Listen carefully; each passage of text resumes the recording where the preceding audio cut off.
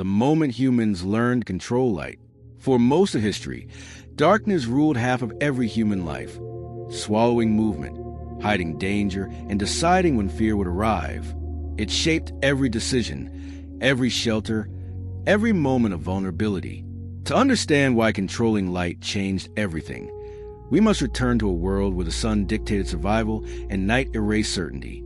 Early humans lived by daylight alone. When the sun disappeared, vision vanished with it, and the world became unpredictable and hostile. Every creature adapted to this rhythm, but humans were particularly vulnerable because their survival depended on sight more than any other sense. Darkness limited work, travel, and safety. Predators hunted freely. Accidents multiplied. The unknown pressed closer with every fading shadow. Night was not rest. It was exposure. Entire communities huddled together, relying on proximity and sound to compensate for what their eyes could no longer provide. Sleep was shallow, interrupted, shaped by alertness rather than comfort. Fire offered brief relief, but its reach was small and fragile. Beyond the glow, darkness still dominated. Human activity remained constrained by the sky.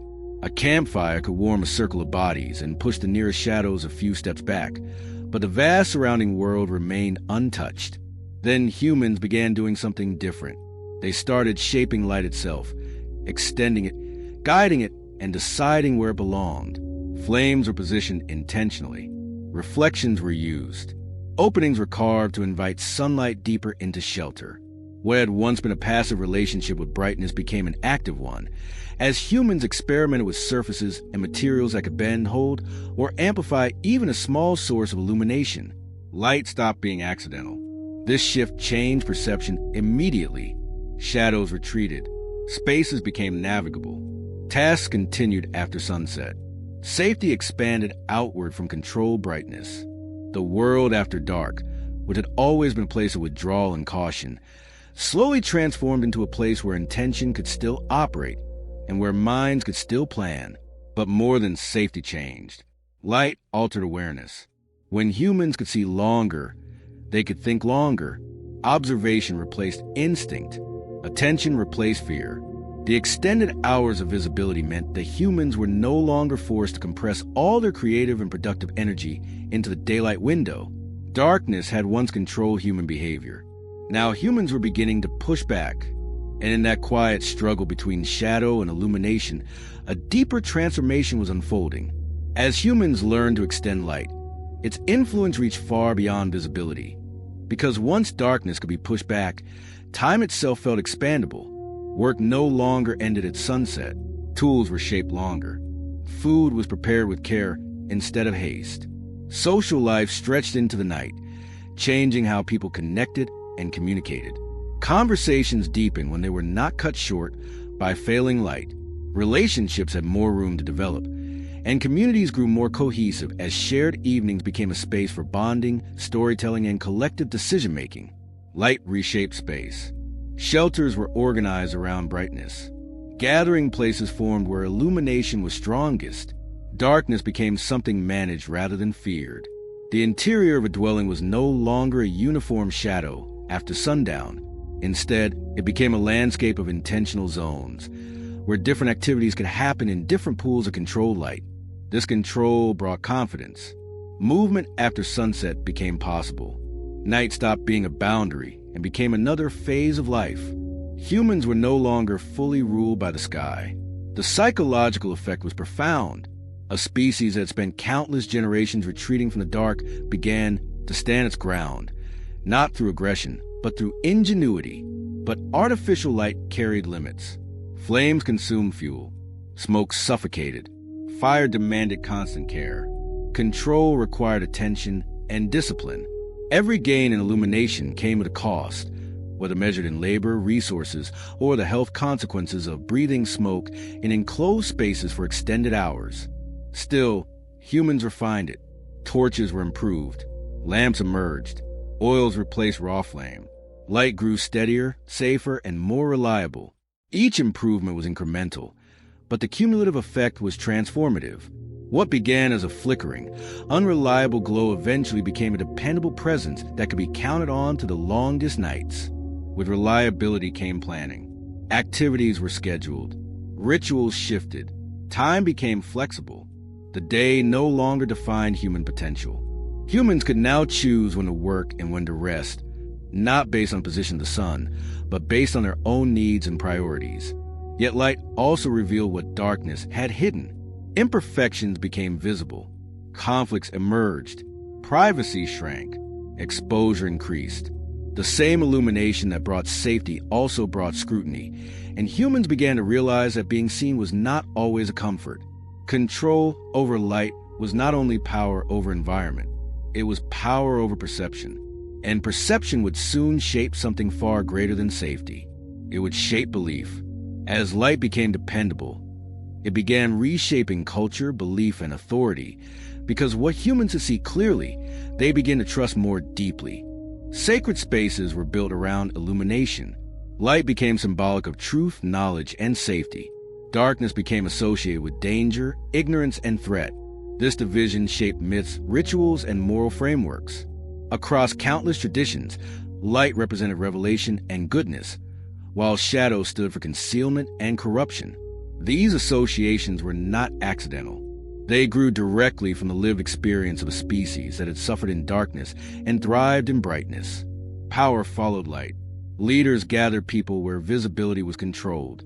Ceremonies used illumination to command attention and emotion. Authority was staged through brightness and shadow. Those who control where light fell also controlled what others noticed, what felt important, and what disappeared from collective awareness. Illumination became inseparable from influence. Light also changed architecture. Openings widened.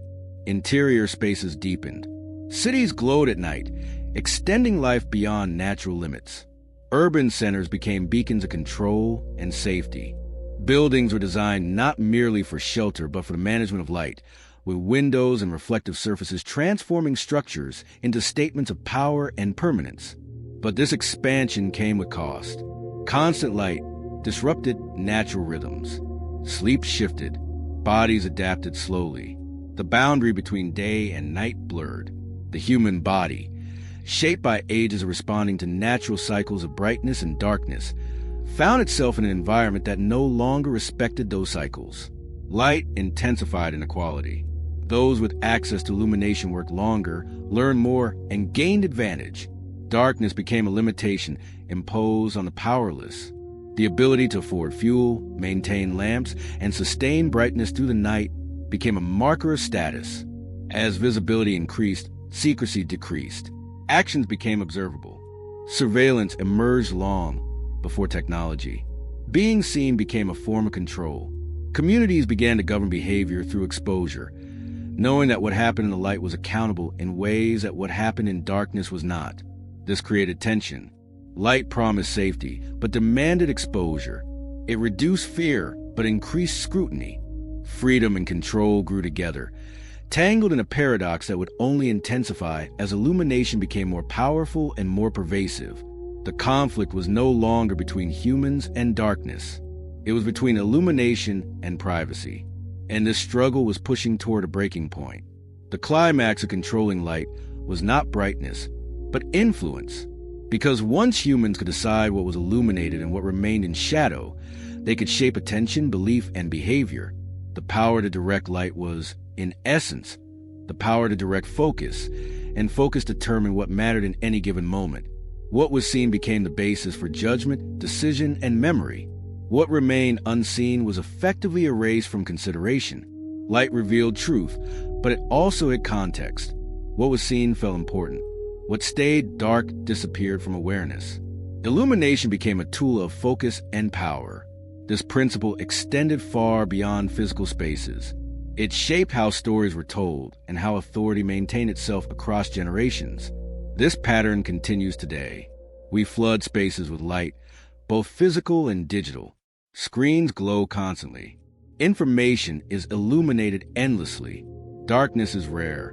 The modern world operates under a kind of perpetual brightness, where attention is guided not by flames and lamps, but by pixels and algorithms, each one deciding what enters awareness and what does not. Yet, the same questions remain. What are we choosing to light up? What are we choosing to ignore? Light gave humans freedom from night, but it also taught us how easily perception can be guided.